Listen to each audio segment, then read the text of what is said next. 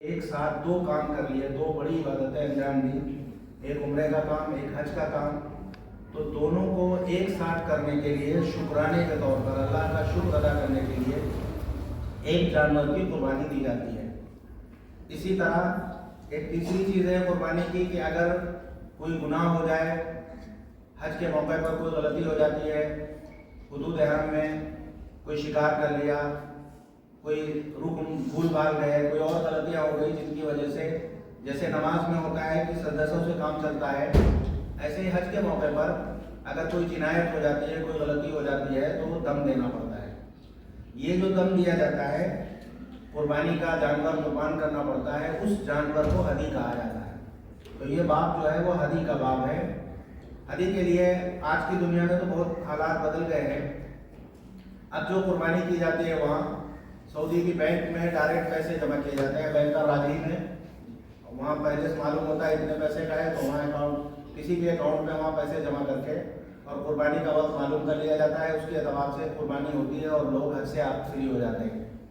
پہلے یہ طریقہ تھا کہ لوگ قربانی کے جانور کو ساتھ لے جاتے تھے، 100 کلومیٹر سے لوگ جا رہے ہیں، جو لوگ ہندوستان سے بھی جاتے تھے وہ لوگ بھی، بہت سارے لوگ وہاں راستوں میں کہیں نہ کہیں جانور خریدتے تھے، کوئی بھینس خرید لی، کوئی اونٹ خرید لیا، اس پر اپنا تھوڑا بہت کام سامان بوجھ رکھتے رہے اور ساتھ ساتھ چلاتے تھے، سواری نہیں کرتے تھے حج کے جانور پر، اسے لے کے جاتے تھے اور وہاں مینا کے مقام پر جہاں قربانی کی جاتی ہے وہاں جا کے اسے ذبح کرتے تھے۔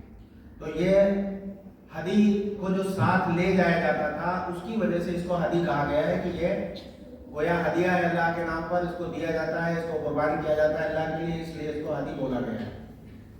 یہاں جو آخر کا حصہ ہے اس میں یہ بتایا گیا ہے کہ قربانی کا جو جانور ہے اگر وہ ہدی قربان کرنی ہے، وہ تطوع کے طور پر ہے، نفل کے طور پر ہے، تو اس کا طریقہ یہ ہے کہ اس کو نہر کریں گے۔ اونٹ مثلاً ہے تو اسے ذبح کرتے ہیں، اونٹ کو ذبح کرنے کا طریقہ زمین پر جیسے جانور گرا کے ذبح کیا جاتا ہے ایسے نہیں کیا جاتا ہے، بلکہ کھڑا اونٹ کھڑا رکھا جاتا ہے، اس کی ایک ٹانگ ایک طرف کو دوسری ٹانگ میں اس طرح باندھتے ہیں کہ اونٹ 3 ٹانگوں پر ہو جاتا ہے۔ اس کے بعد کسی دھاردار چیز سے، کسی تلوار سے، کسی چھری سے گردن پر تیزی کے ساتھ ایک چاقو سا مارا جاتا ہے، اس سے خون کا فوارہ چھوٹتا ہے، جب خون زیادہ بہ جاتا ہے اونٹ کمزور ہو جاتا ہے، تو چونکہ ایک اونٹ کا ٹانگ اس کا بندھا ہوا ہوتا ہے اس لیے ادھر کو وہ گر جاتا ہے، تو اس کو نہار بولا جاتا ہے اس کی زبان میں، پھر کی اصطلاح میں۔ اور جو جانور بڑے ہوتے ہیں جیسے بھینس وغیرہ کی قربانی کرنی ہو تو اسے زمین پہ گراتے ہیں، اس کے بعد اسے ذبح کیا جاتا ہے۔ تو جانور کو اگر نفل جانور ہے تو اسے ذبح کریں گے، وَسَبَغَ نَالَهَا بِدَمِهَا، اس کے نال کو اس کے خون میں رنگ دیں گے اور اس کا جو خون ہوگا اس کی پیٹھ پر گرا دیا جائے گا اور اس جانور میں سے کچھ کھایا نہیں جائے گا۔ جو جانور بطور جرمانے کے ہدی واجب ہوتی ہے اس کے خود گوشت کھانا جائز نہیں ہے، جو شکرانے کے طور پر قربانی کی جاتی ہے اس کا گوشت کھا سکتے ہیں، جیسے تمتع کے لیے یا قران کے لیے جو قربانی دی جاتی ہے اس کا گوشت خود بھی کھا سکتے ہیں، اپنے دوست احباب جو لوگ ساتھی ہیں ان کو کھلا سکتے ہیں، لیکن جو جرمانے کے طور پر جنایات کے بدلے میں خون واجب ہوتا ہے دم، تو اس کا گوشت کھایا نہیں جاتا ہے، صرف غریبوں اور فقیروں کو اس کا حق ہوتا ہے، ان کو دیا جاتا ہے۔ آج کی موجودہ دنیا میں سعودی عرب کے لوگ یہ کرتے ہیں کہ جو غریب ملک ہے دنیا کے، بنگلہ دیش کو مانتے ہیں، پاکستانیوں کو مانتے ہیں اور بھی بہت سے ملک ہیں، وہاں ہوائی جہاز کے ذریعے پورے جہاز بھر کے گوشت بھیجا جاتا ہے، وہاں کے غریب لوگ اسے استعمال کرتے ہیں، تو ان کو وہ دیا جاتا ہے، ان کے لیے اس سے وہ فائدہ اٹھاتے ہیں، تو اس میں سے وہ نہ وہ خود کھائے گا نہ اس کے علاوہ کوئی مالدار کھا سکتا ہے۔ وَإِنْ كَانَتْ وَاجِبَةً، اور اگر یہ واجب کے طور پر قربانی ہے تو اس کی جگہ اسے بدلا بھی جا سکتا ہے اور اس کو کھایا بھی جا سکتا ہے، جو کھانا چاہے اس کا استعمال بھی کر سکتا ہے۔ وَيُقَلَّدُ هَدْيُ التَّطَوُّعِ وَالْقَضَاءِ وَالْقِرَانِ، نفل والا جانور ہو، قربانی کا ہدی کا جانور ہو یا تمتع والا ہو یا قران والا ہو، تینوں کے لیے جو جانور ہوتا ہے اس کو قلادہ باندھتے ہیں پہچان کے لیے۔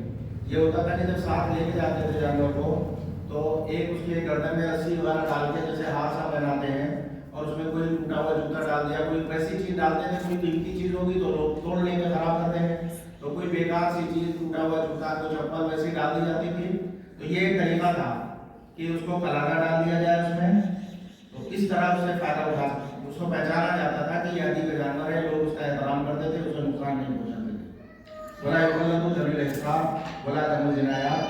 جو موسر کا جس کا حج کرنے جا رہا ہے کوئی اور راستے میں کوئی رکاوٹ پیش آ جائے, دشمن نے روک لیا, کوئی اور وجہ ہو گئی, کوئی مجبوری ہو گئی, حج پورا نہیں کر سکا, تو اسے حساب بولتے ہیں.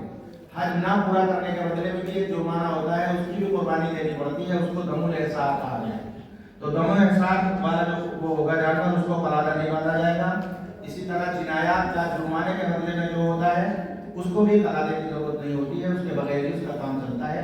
ایسے ہی لے جایا جاتا ہے, اس سے ذبح کر دیا جاتا ہے, اس کا گوشت خود نہیں کھاتے ہیں, مالداروں وغیرہ کو نہیں کھلاتے ہیں.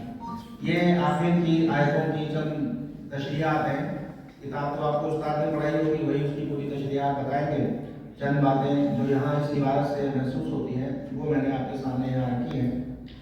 اللہ تعالیٰ بہت مبارک کرے کہ آپ نے فقہ کی ایک بہت اہم کتاب حضوری کی شکل میں مکمل کی ہے, اور یہ بڑی سعادت کی بات ہے کہ آپ نے اتنی کتاب پڑھ لی. ہمارے یہاں علماء کرام یہ مانتے ہیں کہ حضوری تک پڑھ لینے کے بعد عام طور پر مولوی کا درجہ مل جاتا ہے.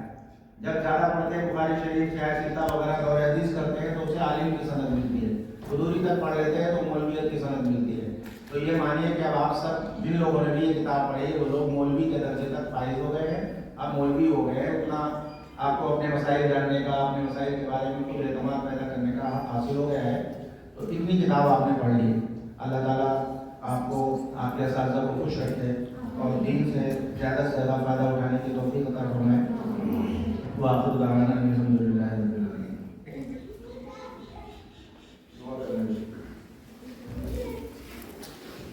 اللهم صل على سيدنا مولانا محمد وعلى آل سيدنا مولانا محمد وآله وبارك وسلم.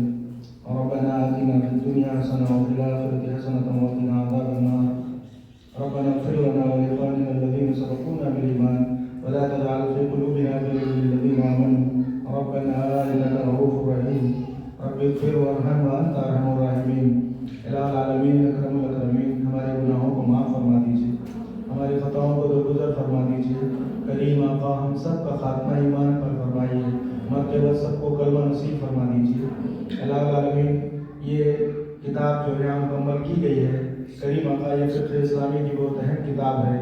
اس کتاب کے مصنف کو, اس کے لکھنے والوں کو, اس سے کسی طرح کا تعاون کرنے والوں کو اجر عظیم عطا فرما دیجیے. کریم آقا اس کتاب کو جن لوگوں نے پڑھا ہے, جنہوں نے پڑھایا ہے, اس پر چلنے کی, اس کو سمجھنے کی توفیق عطا فرما دیجیے. الہ العالمین یہ ادارہ جہاں یہ کتاب پڑھائی گئی ہے, جس کے تقریب میں ہم سب شریک ہوئے ہیں, یہاں ہماری حاضری کو قبول فرما لیجیے. اس ادارے کو, اس میں پڑھنے والوں کو, اس کو پڑھانے والوں کو, اس میں اس کو اچھی نظر سے دیکھنے والوں کو, اس کو کسی طرح کا تعاون کرنے والوں کو, اس میں ہو کر گزر جانے والوں کو, اس میں کسی طرح کا کوئی تعاون کرنے والوں کو اپنی رضا سے, اپنی محبت سے, اپنی ولایت سے, اپنے تقرب سے مالا مال فرما دیجیے. الہ العالمین دنیا کے درجات بھی بلند فرما دیجیے, آخرت کے درجات بھی بلند فرما دیجیے. اس ادارے کو حاسدوں کے حسد سے, شریروں کے شر سے, مخالفوں کی مخالفتوں سے محفوظ فرما دیجیے. اس کے لیے دن دنی رات چوگنی ترقی کے فیصلے عطا فرما دیجیے.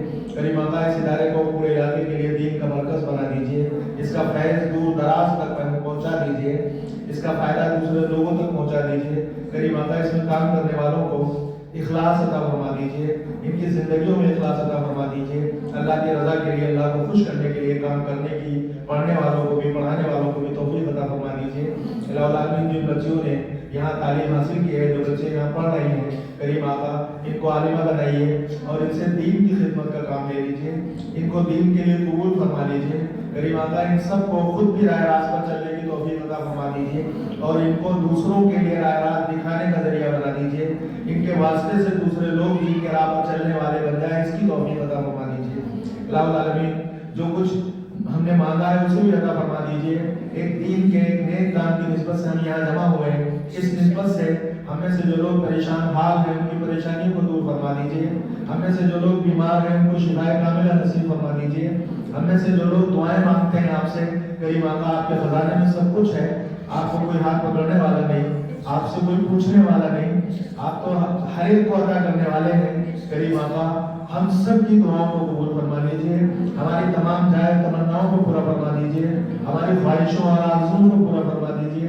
الہ العالمین آپ ساری دنیا کو عطا کرنے والے ہیں, ہم سب کو بھی اپنے فضل خاص سے عطا فرما دیجیے. ان اٹھے ہوئے ہاتھوں کی لاج رکھ لیجیے. کریم آقا ہمارے دامن مراد کو بھر دیجیے. ہم سب کا دامن مرادوں سے بھر دیجیے. کریم آقا کسی کو محروم نہ خالی واپس نہ فرمائیے. الہ العالمین جو مانگا ہے وہ بھی عطا فرما دیجیے. جو مانگنے سے رہ گیا ہے اسے بھی عطا فرما دیجیے. ہماری دعاؤں کو اپنے فضل و کرم سے اور پیارے نبی صلی اللہ علیہ وسلم کی نام مبارک کی برکت سے شرف قبولیت عطا فرما دیجیے. ربنا تقبل منا انك انت السميع العليم وتب علينا انك انت التواب الرحيم. وصلى الله تعالى على خير خلقه محمد واله وصحبه اجمعين برحمتك يا ارحم الراحمين.